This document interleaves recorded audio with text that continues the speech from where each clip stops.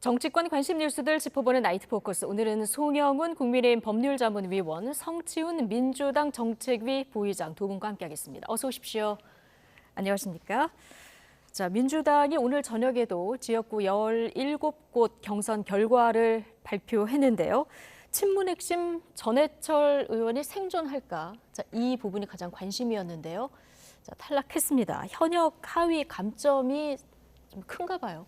네, 극복하지 못한 것으로 보이고요. 지금 대부분의 이 친명 의원으로 되는 분들이 다 현역 의원들 많이 꺾는 사례가 발생했습니다. 사실 현역 의원을 꺾는다는 거는 쉬운 일이 아니거든요. 그런데 이제 문제는 저는 이후가 더 중요하다고 생각합니다. 이렇게 어쨌거나 친명 원외 친명들이 이렇게 현역인 비명 그 원내 의원들을 꺾고 올라갔을 때 지금 당내 분위기가 뭐 또 강성 지지층에서는 뭐 심판을 받았다 이런 식으로 또 그분들을 좀 비하하거나 이런 식으로 여론이 형성되고 있는데 저는 지금 대부분의 친명 원외 의원들이 지역구에서 오래 활동하신 분들이 아니에요. 그 말은 뭐냐? 이번에 떨어지신 분들의 뭐 공동 선대위원장을 맡는다든지 그분들의 도움을 받으면서 선거운동을 해야 그 열세인 그 인지도나 이런 것들을 극복할 수 있을 것인데 그런 분들을 좀 안는 모습들을 지금 이후에 좀 보여주는 그쪽으로 좀 지도부가 방향을 잡고 수습을 해야 이런 그 대거 탈락한 분들의 힘까지 얻어서 승리로 갈 수 있지 않을까 좀 그렇게 보고 있습니다.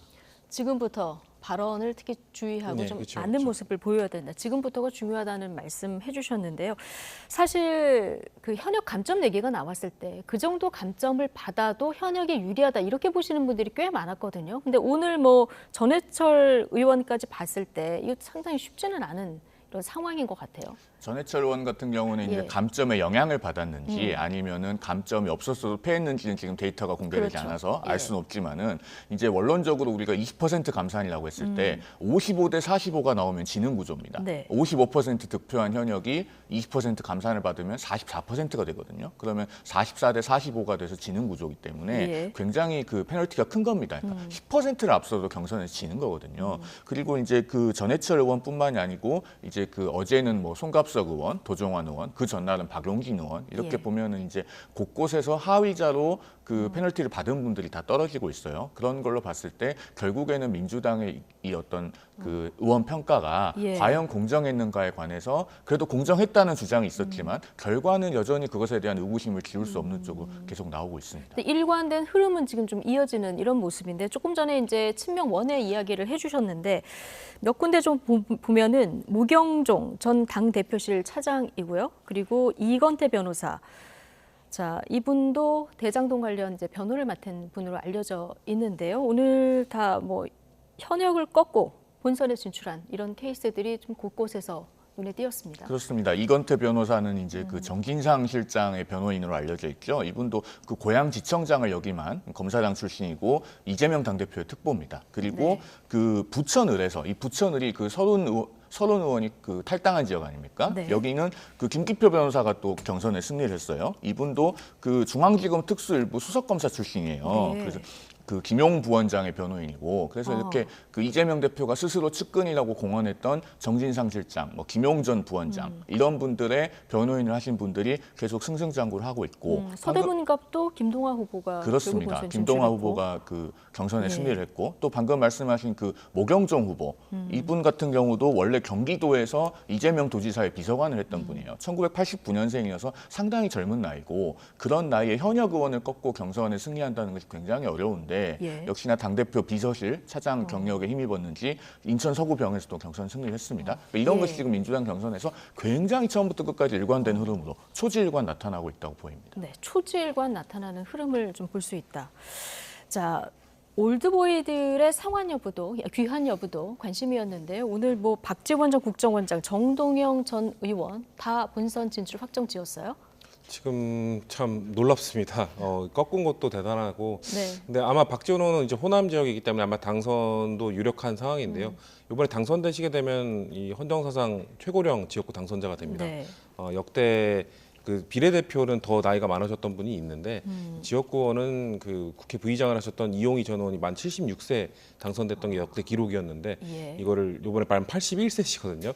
이 기록을 깨게 되는 놀라운 기록을 세우게 됐는데 저는 글쎄요 이런 분들 뭐 언제적 사람이냐 이런 비판도 있을 수 있으나 이분들이 뭐 지금 전략 공천을 받은 것도 아니고 경선을 이기지 않았습니까? 그런 것들이 참 대단하다고 생각이 들고 또 한편으로는 그런 게 있습니다. 이분들의 그 후배 세대 정치인들이 좋은 모습을 보여주지 못했기 때문에 그리고 저희 세대 청년 세대들도 뭔가 그 원로 세대보다 더 새로운 모습을 보여주지 못했기 때문에 그들에게 또 공간이 열린 것이 아닌가 이런 반성도 하면서 참 놀랍다는 반응들이 참 대부분인 것 같습니다. 참 놀랍다 이렇게 평가해 주셨는데 어떻게 보셨어요? 그러니까 그 민주당이 서대문 갑에서 이제 청년 전략 지역구 논란이 있지 않았습니까? 네. 사실은 이런 해남 완도 진도나 전주병을 청년 전략 지역구로 지정했으면 세대 교체가 자연스럽게 촉진이 됐을 거예요. 저는 이제 텃밭이니까요. 그렇습니다. 예. 박지원 전 국정원장이나 뭐 정동영 전 통일부 장관을 그분들의 어떤 생물학적 나이를 갖고 비판하고 싶은 생각은 없는데요. 박지원 원장은 1992년에 등원을 했고 정동영 전 장관은 1996년에 등원을 했습니다.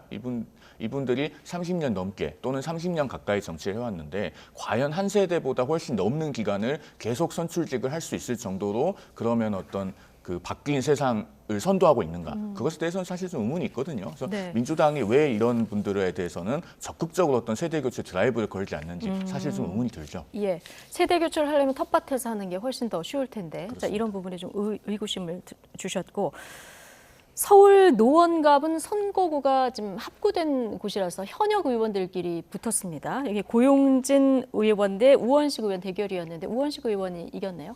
아무래도 더 중량감이 있으신 분이고 아마 이 선거구 조정이 있을 거라는 예측이 나왔을 때부터 만약에 조정이 되면 고용진 의원이 가장 불리할 것이다라는 예측이 있었는데요. 예측과 크게 다름 없는 결과가 나왔고 글쎄요 고용진 의원도 그래도 그 지역에서 국회의원을 계속 하셨던 분이기 때문에 그럼 고용진 의원을 그 지역에서 어떤 역할을 부여할 것인가 이런 것들이 우원식 의원이나 거기 또 엽조있고 있는 지금 생각이 안 나는데 같은 네. 의원들 민주당 의원들이 좀 같이 고용진 의원이 소외되지 않도록 손을 잡고 같이 함께 선거운동을 할 수 있는 그런 발판을 마련해 주는 게 필요한 남은 과제다라고 보고 있습니다. 예.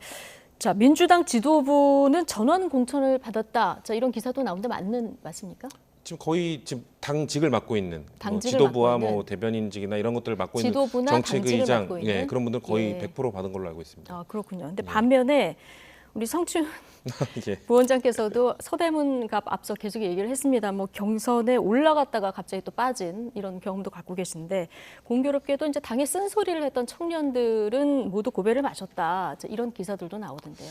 당내 글쎄요. 분위기는 어떻습니까? 뭐 공교롭게 그렇게 된 건데 뭐 네. 쓴소리를 했기 때문에 뭐 공천을 받지 못했다라는 평가보다는 아직 그런 경선을 돌파할 만한 역량이 부족했지 않았나라고 저희들은 반성하고 그 부분들을 보완해야 된다고 생각하고요. 예. 글쎄요, 뭐 각자 뭐 지금 8명의 상황이 다 다르고 뭐 억울한 부분도 있고 그런 것들도 다 다르지만 어쨌거나 네. 그런 것들을 그 단순히 쓴소리했다 그렇다고 해서 뭐 혹자는 뭐 멈출 수도 있겠지만 저는 뭐 그런 역할들을 멈추지 않을 거거든요. 그렇기 예. 때문에 그 저희가 부족한 부분을 극복하는 게 중요한 것이지 네. 뭐 쓴소리 했기 때문에 그렇게 됐다 이런 평은 좀 과한 것도 있는 것 같습니다. 멈추지 않아도 다음에 뭐 공천에서 붙을 수 있다.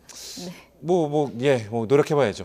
알겠습니다. 상당히 겸손한 이제 발언 해주셨는데 민주당이요. 예. 지금 이런 쓴소리를 한 청년 정치인들이 경선에서 대거 탈락을 하지 않았습니까? 그 부분을 좀 눈여겨봐야 되는데 그러니까 그만큼 강성 지지층의 입김이 강하고 강성 지지층의 의사에 반하면은 선택받고 기회를 받기 어려운 당이 돼버렸어요. 지금 이게 큰 문제고 물론 이것도 나중에 어느 시점에 가면은 반작용이 있을 겁니다. 그렇게 해서 또 제자리에 돌아오겠지만 예. 이제 그때 가면 생기는 문제가 한꺼번에 그 세대가 국회에 들어갔을 때는 경험이 부족하거든요. 사실 그러니까 지금부터 몇 명씩 단계적으로 진입을 해야 세대 교체가 연착륙이 되면서 되는데 어느 순간에 가면은 그 노장 정치인들이 한꺼번에 빠지고 2004년에 소위 108번뇌라고 불리는 108명의 초선이 한꺼번에 진입하듯이 그렇게 세대 교체가 굉장히 급진적으로 이루어질 수 있어요. 그럴 때 되면은 또 반작용이 있을 거고 그게 또 그 정당의 건강성에 어떤 영향을 미칠까 하는 생각이 네. 들어서 사실은 지금이라도 민주당에서 그 당의 어떤 핵심 지지층이 당의 장래를 걱정한다면은 세대 교체에 대한 생각을 좀 해야 됩니다. 집단지성이 발동해야죠.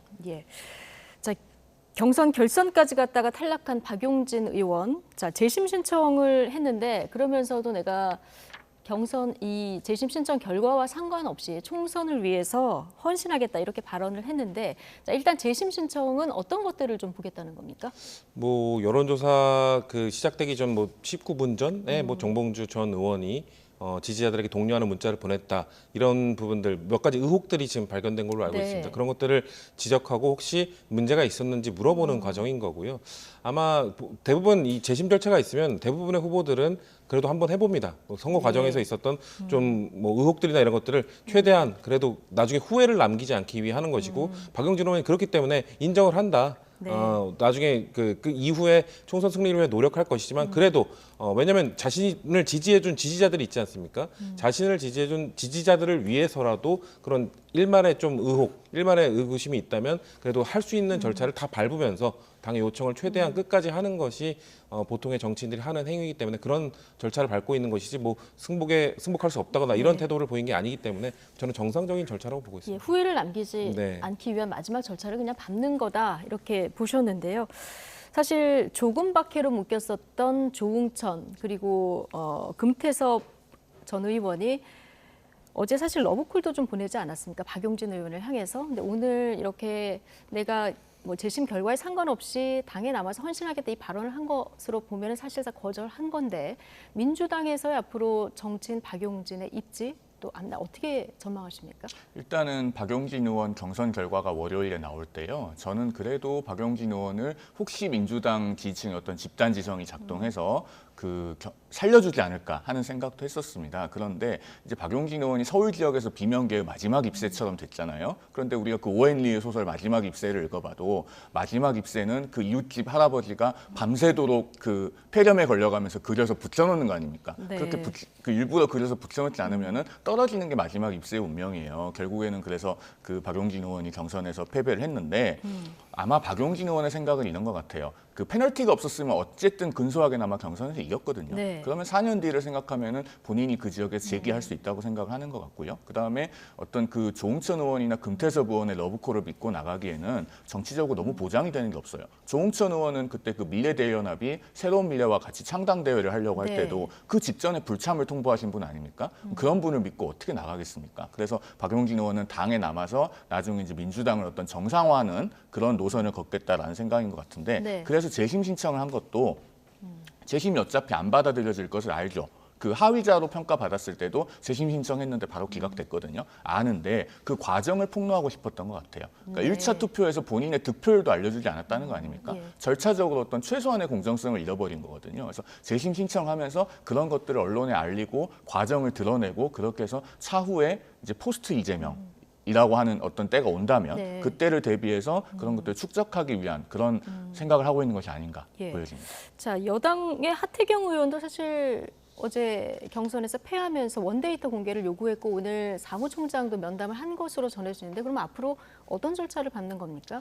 하태경 의원도 비슷한 지금 논리거든요. 그렇습니다. 하태경 의원이 지금 그 이해운 전 의원의 여성 가산점을 네. 고려를 하면은 0.35%가 부족했어요. 본인이 당선될 수 있는 퍼센티지에서. 그래서 하태경 의원도 굉장히 아쉬운 마음이 클 것 같고 그다음에 이제 이해운 전 의원의 어떤 지지자들 단톡방에서 뭔가 그 나이를 뭐 52세로 응답해달라 뭐 이런 얘기가 오갔다고 하니 혹시 이제 나이를 거짓으로 응답한 그런 어떤 경선 선거인단이 네. 있는지에 대해서 의문을 갖는 것 같아요. 예. 뭐 가능하다면은 저는 이런 부분은 본인에게 확인을 시켜줘서 의구심이 없게 하는 것이 좋다고. 원데이터까지 다 확인을 가능하다면 시켜주고 네. 의문을 갖지 않도록 하는 게 중요하다. 좋다고 보는데 네. 한편으로 지금 하태경 의원도 그 본인이 더 큰 정치인이 되려면 이쯤에서 승복을 하는 것이 바람직하다고 보이고 예. 이해운 전 의원도 오늘 하태경 의원을 방송에서 약간 비판을 하셨던데 그런 것은 경선 후의 화학적 결합과 당의 화합을 위해서는 하지 별로 않았으면. 적절하지는 않다고 보여집니다. 알겠습니다. 자, 박용진 의원이요.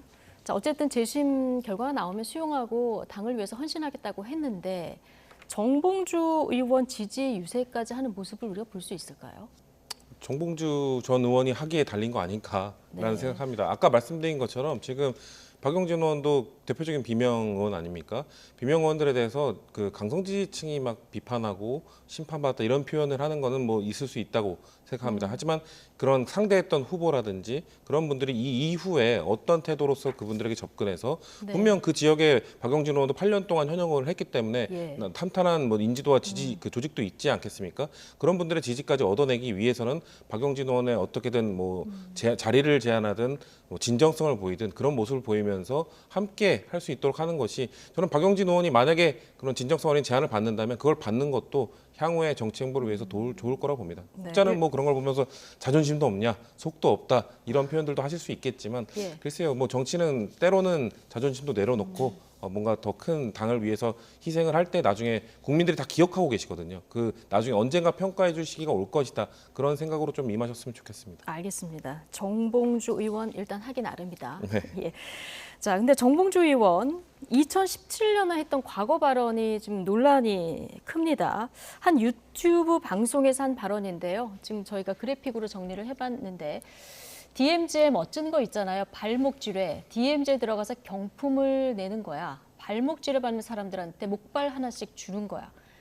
자, 매우 부적절한 발언이죠. 자, 오늘 사과를 했습니다. 과거 발언 직후에 당사자께 직접 유선상으로 사과를 했고 관련 영상도 즉시 삭제를 했다. 과거 제 발언에 대해서 정중히 사과한다. 오늘 이렇게 입장을 내긴 했는데 파장이 만만치 않습니다.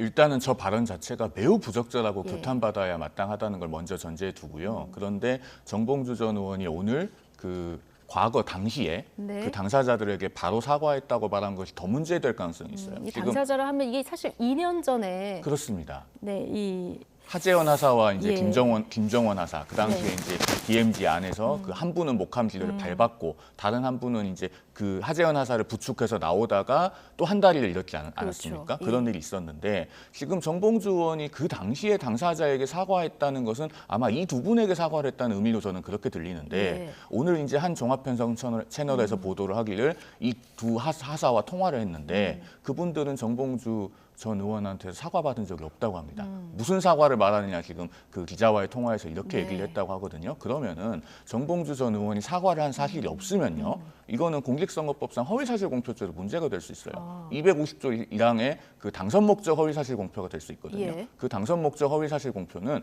후보자의 과거 행위에 관한 것도 허위사실 공표의 대상이 됩니다. 그러면은 이거를 정말 과거에 사과를 했느냐 안 했느냐 정확하게 가려야 될 문제고 경우에 따라서는 이 부분이 정말 사과를 하지 않은 것로 드러나면은 예. 뭐 후보 자격에도 문제가 될 수 있고 당선이 되더라도 선거법 위반으로 수사를 받아야 될 수도 있고 그럴 문제라서 이거 좀 정확하게 규명이 필요할 것 예, 같습니다. 누구한테 사과를 한 건지가 좀 불명확하고 이게 사실 이제 종편에서 보도한 것은 YTN에서 취재한 건 아니기 때문에 저희가 확정해서 말씀드릴 수는 없습니다만은 상황에 따라서는 생각보다 파장이 커질 수도 있다. 그렇습니다. 자, 그런 이렇게, 의견을 말씀드립니다. 네, 이런 의견을 주셨는데 자, 여당에서는 강한 비판이 나왔고요. 민주당에서도 막말주의보가 내려졌습니다. 함께 듣고 오시겠습니다.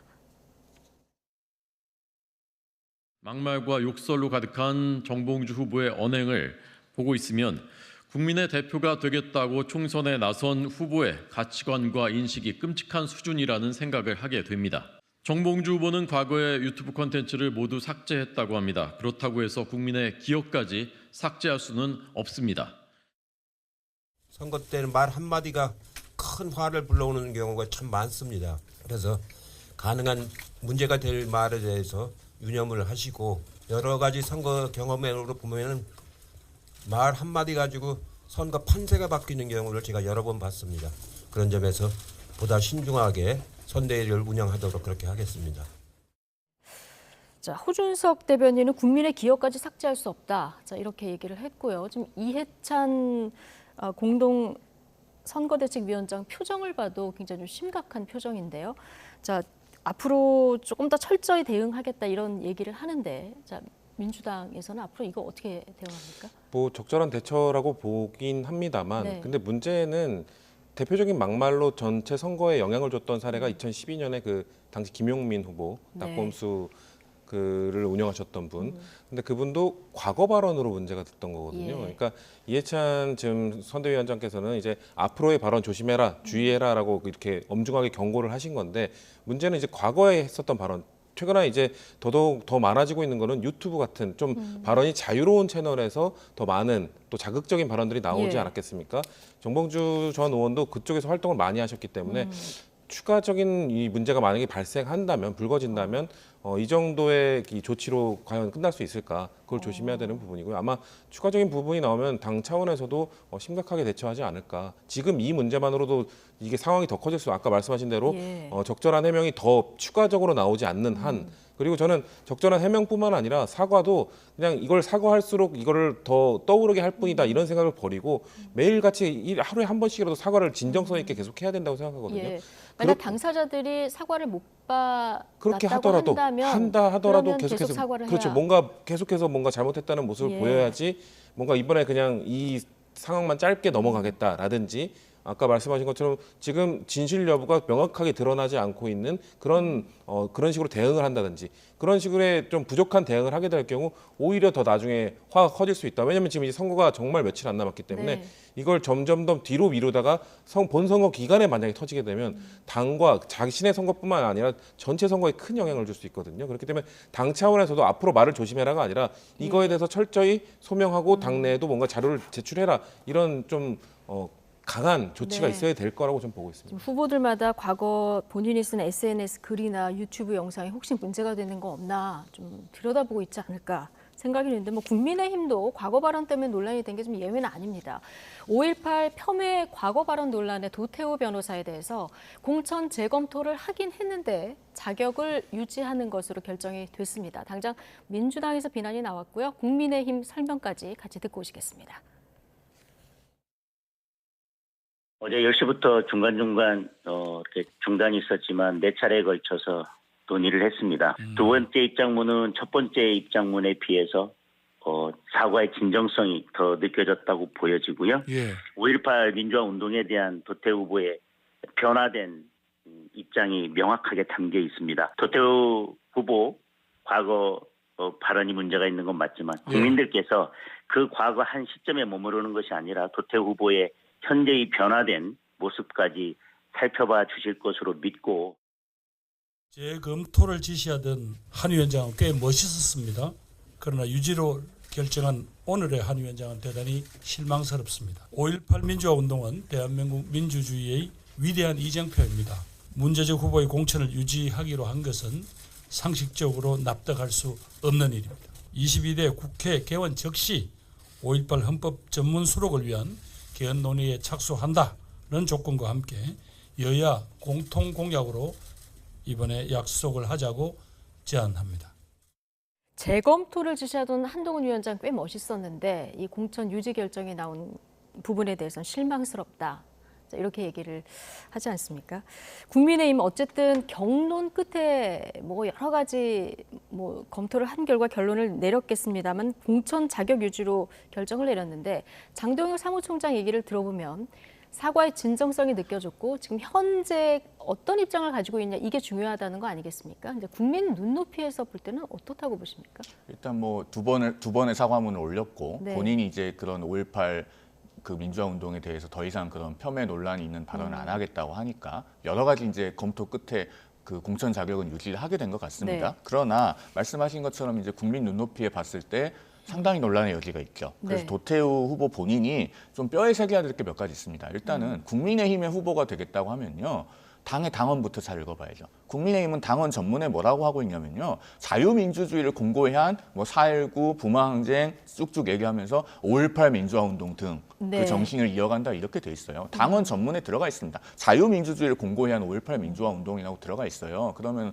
무슨 북한 개입설이 이런 거 얘기할 여지가 없는 거고요. 그다음에 이 문제는 사실은 1980년에 광주 민주화운동 당시에 광주 현장에서 취재한 조갑재전 월간조선 편집장의 책에서 이미 다 정리된 얘기입니다. 예. 조갑재전 편집장은 자타가 공인하는 보수 언론인 아닙니까? 그분이 책에서 뭐라고 말했냐면 북한군 개입 주장에 동조하는 것은 위험하다. 당시 시위대는 반정부적이었지만 친북적이진 않았다.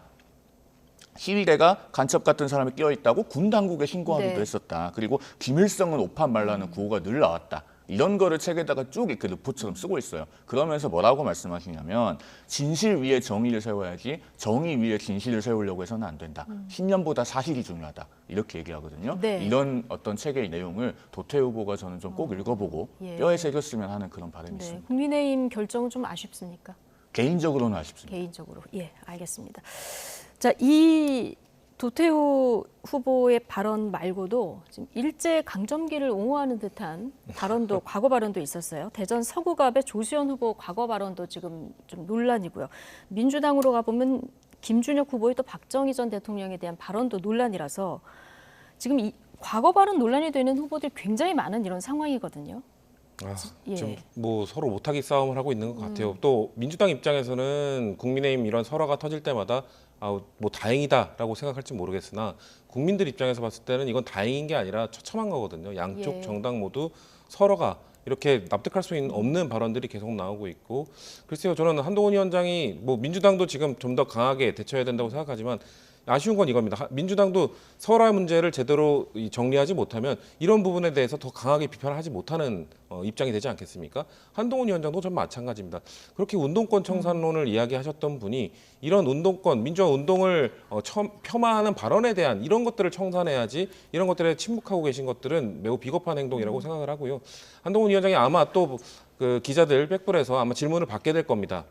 민주당에서 이거에 대해서 비판했는데 어떻게 생각하시냐? 저는 예상하면 한동훈 위원장이 민주당이 그러던가요? 하면서 민주당이 그럴 자격이 있는 정당이던가요? 하면서 아마 본질은 피해가는 또 흐리는 무르리기 전략을 또 펼치실 것 같은데 네. 이런 거에 대해서는 양당 모두 좀 솔직하게 인정할 건 인정하고 잘못한 건 잘못했다고 국민들께 보고 드릴 때 국민들이 또 그런 것들 다 누가 인정을 하고 누가 남탓만 했는지 기억하실 거라고 보기 때문에 좀 민주당에서도 좀 더 적극적으로 이런 대응하고 사과할 필요가 있다고 생각합니다. 네, 지금부터는 뭐 누가 실수 안 하냐 이 싸움일 수도 있는데 여야 모두 그래서 막말 경계령이 지금 내려진 상황이고요.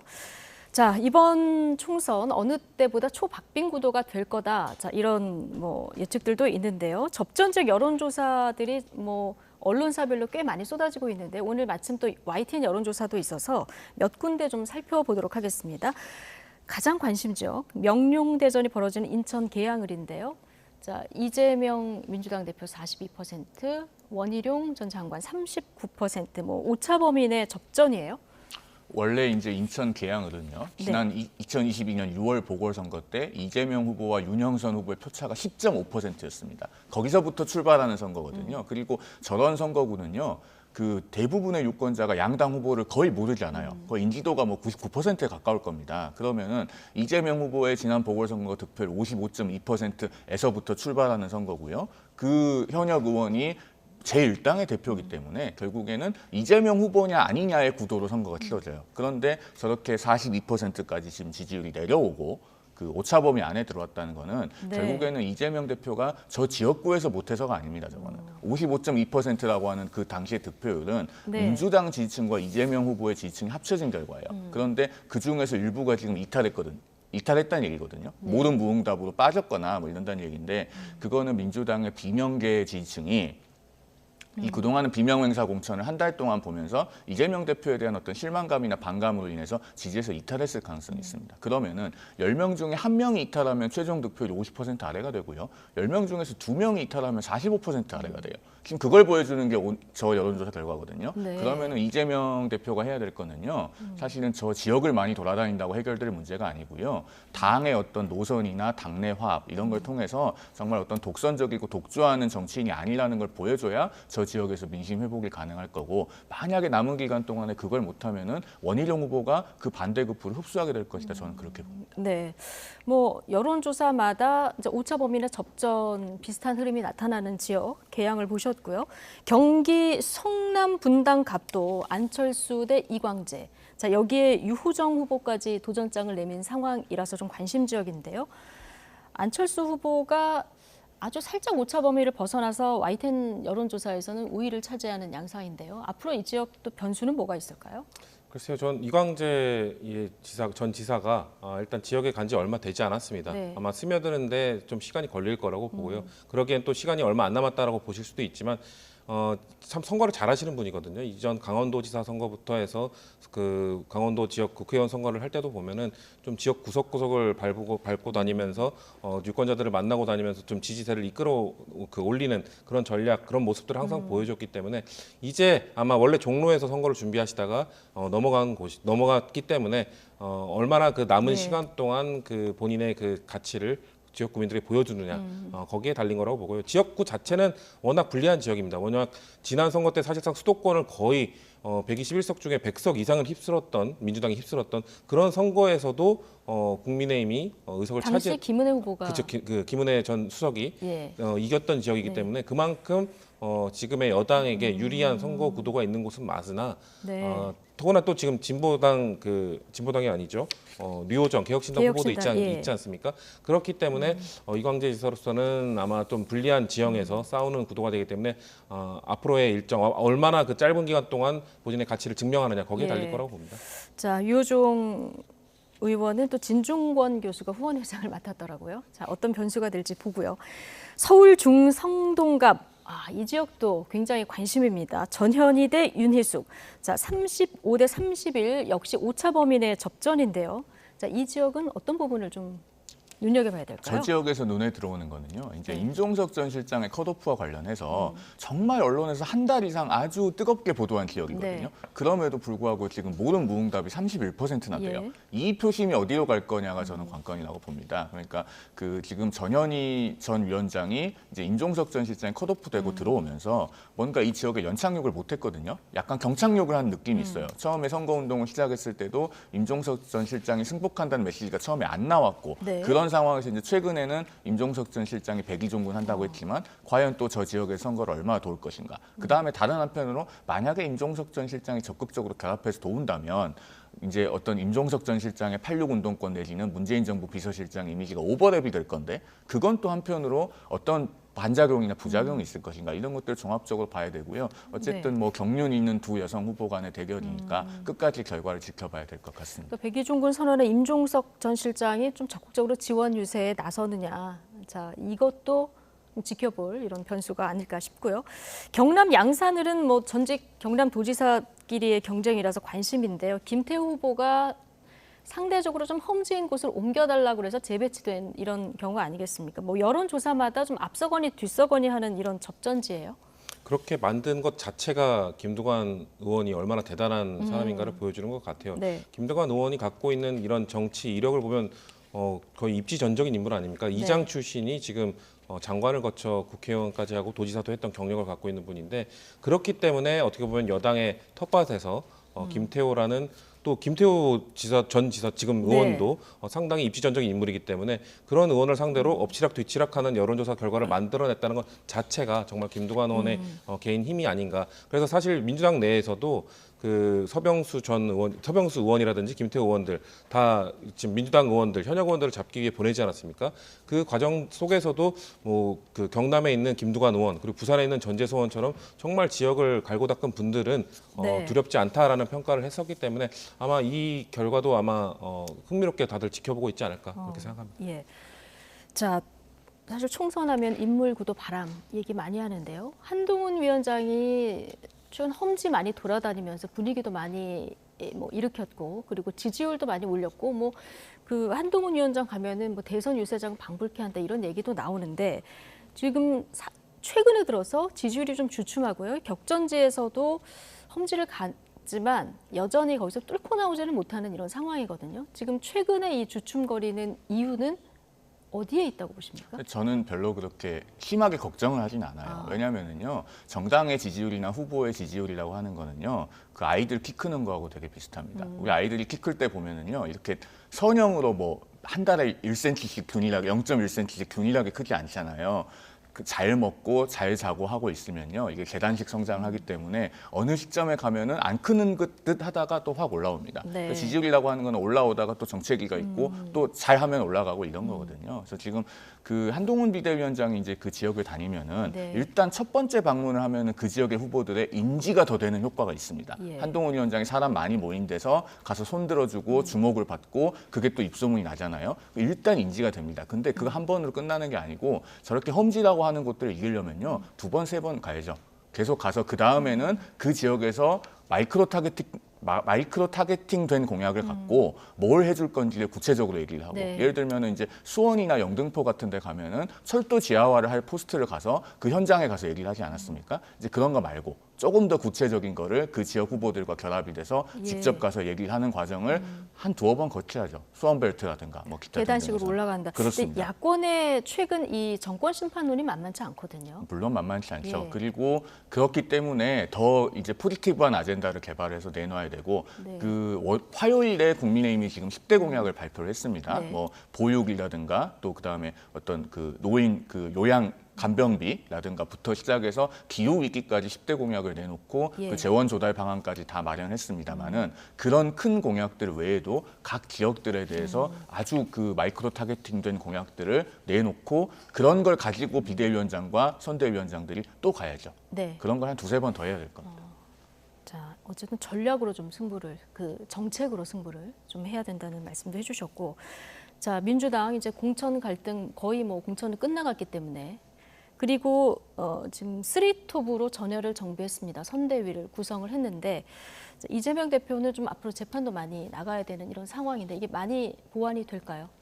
일단 전 김부겸 전 총리의 합류가 아마 큰 힘이 될 거라고 봅니다. 그 지금 지지율의 반등이나 이런 것들도 김부겸 전 총리의 합류, 뭐 임종석 전 실장의 당에 그 백의종군을 하겠다라는 선언 예. 이런 것들이 종합적으로 나타난 결과라고 보고요.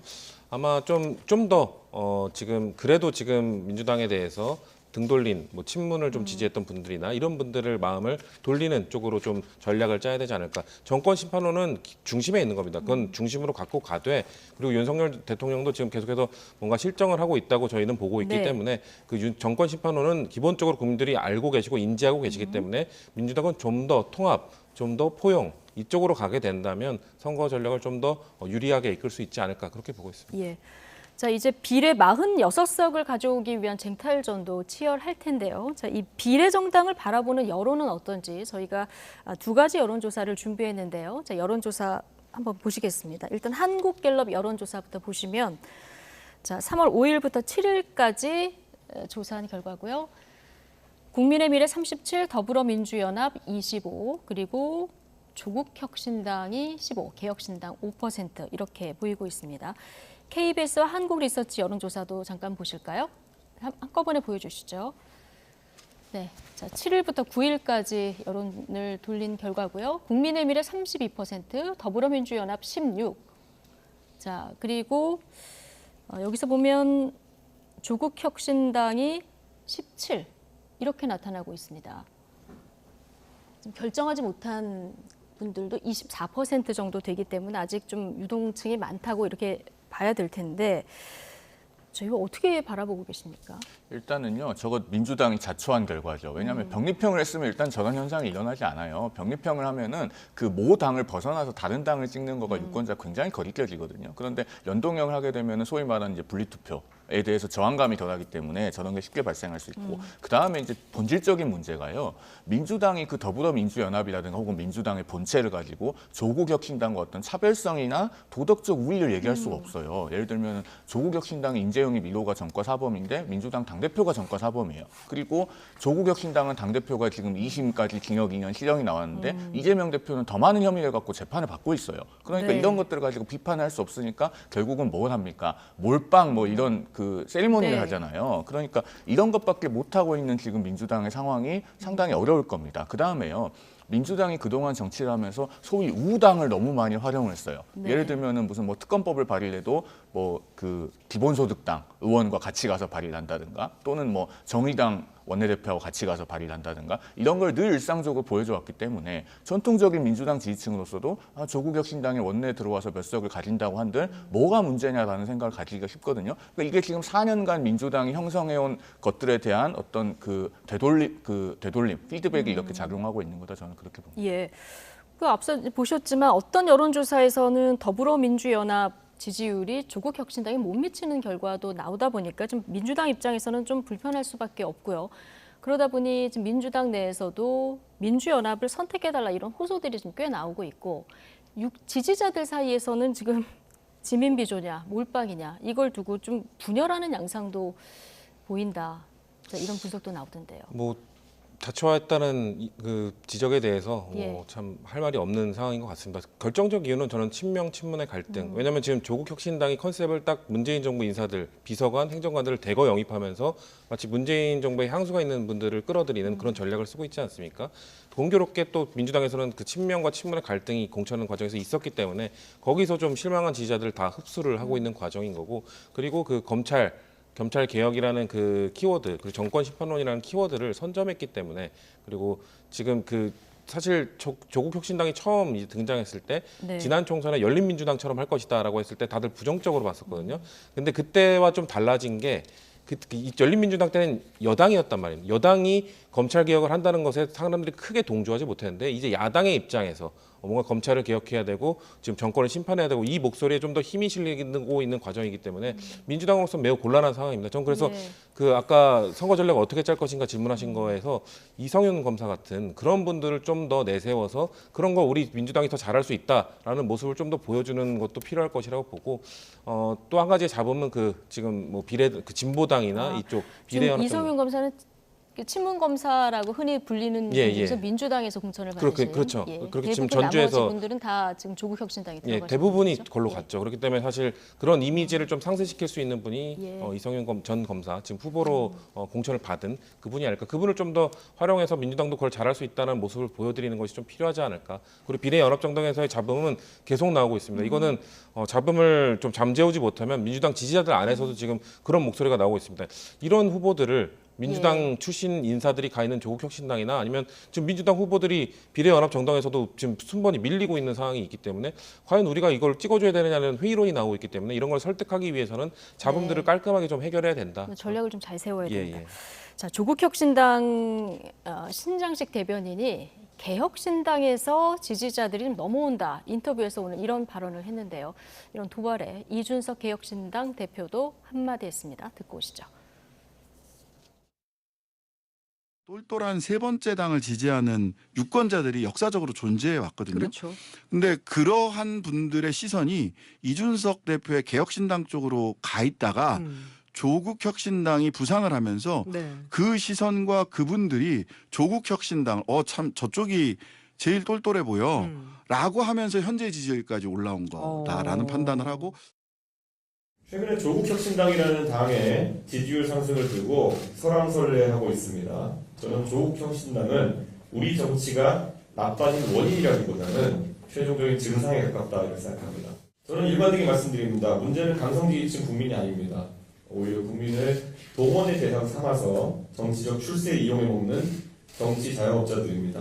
끝없이 지지층의 분노를 부추기는 일에 몰두하는 화병선동자들이 대한민국 민주주의의 주적입니다. 네. 자, 똘똘한 세 번째 당을 지지한 유권자들이 역사적으로 있었는데 지금 이런 유권자들이 똘똘해 보이는 조국신당으로 넘어오고 있다 이런 분석인데요. 매우 동의하기 어렵습니다. 매우 신장식 동의하기 대변인의 어렵습니다. 얘기는 매우 예. 동의하기 어렵고요. 제가 사실 방송에서 그 이준석 대표를 많이 비판해왔습니다만 오늘만큼은 이준석 대표의 얘기에 좀 손을 들어주고 싶어요. 왜냐면요, 이 조국혁신당이 제가 뭐 말씀드렸지만 조국 대표 본인이 지금 대법원 최종심만 남겨놓고 있고 1심에서 징역 3년 받은 황운하 의원 가담했고 또 그 박은정 성남지청장 수사받고 있고 차규근 전 출입국 정책본부장 지금 재판받고 네. 있고 또 이규원 전 검사 수사받고 있는데 역시나 또 입당을 했고 그런 분들이 모여있단 말이에요. 그럼에도 불구하고 저렇게 상당한 지지율이 나오고 있는 거는요, 굉장히 위험한 흐름으로 봐요. 일종의 한국판 트럼피즘. 근데 이제 오른쪽은 아니고 그 반대쪽에서 보여주는 그런 것이 아닌가 싶을 정도로 상당히 위험한 징후로 보거든요. 우리 사회의 어떤 반법치주의 그리고 반지정주의가 저 조국혁신당을 통해서 구체적으로 드러나고 있는 것이 아닌가 그렇게 보여요. 그래서 대단히 위험하게 생각이 되고 이준석 대표의 진단이 그런 점에서는 맞아요. 다만 이준석 대표 스스로가 그런 어떤 제3지대에 대한 기대를 담아내지 못했죠. 열 하루 만에 저 빅텐트를 형성했다 깨졌으니까요. 네. 이준석 대표 뭐 죽장 정치하지 않겠다 이렇게 맞받긴 했는데 개혁신당 최근에 조국혁신당 돌풍이 불면서 입지가 굉장히 줄어들었거든요. 근데 무당층도 앞서 이제 여론조사 보시면 아직 남아 있기 때문에 앞으로 어떻게 이걸 좀 흡수를 해야 될까요? 글쎄요, 뭐 지금 사실상 뉴스에서 거의 사라졌죠. 조국혁신당이 지금 포지셔닝을 영리하게 하고 있는 것인지 아니면 좀 영악하게 하고 있는 것인지 국민들이 판단을 해주실 거라고 보는데 글쎄요 이준석 대표 입장에서는 곤란할 거라고 봅니다. 지금 신장식 전 의원의 이 발언에 의원이 아니죠 신장식 대변인의 예. 발언에 대해서도 신장식 대변인 아마 민주당 강성 지지층이 지금 조국 혁신당의 부정적 얘기를 하니까 그걸 좀 벗어나기 위해서 아마 개혁신당의 지지자들이 오고 있다라는 표현을 한 것 같은데 국민들이나 뭐 저는 그렇게 보고 있지 않거든요. 그렇기 네. 때문에 개혁신당이 살아남기 위해서는 글쎄요 제3지대에서 지금 조국 혁신당을 그렇게 비판하던 쪽이 역전을 당할 정도면 얼마나 국민들이 개혁신당의 새로운 메시지, 새로운 뭔가 아젠다에 대해서 동의하지 않는지 이준석 대표가 분노를 이용하지 않겠다고 했는데 본인의 과거 행적을 보면 갈라치기 정치 그런 뭔가 젠더에 그 분노하고 있는 한쪽 세대를 이용하는 그런 정치를 하지 않았습니까? 그렇기 때문에 지금 지지율로 나타나고 있다. 본인이 한 과거에 그것 때문에 나타나는 것이지 뭔가 조국 혁신당의 핑계를 대기에는 본인을 되돌아보는 게 좀 우선일 것 같다라는 생각을 합니다. 예.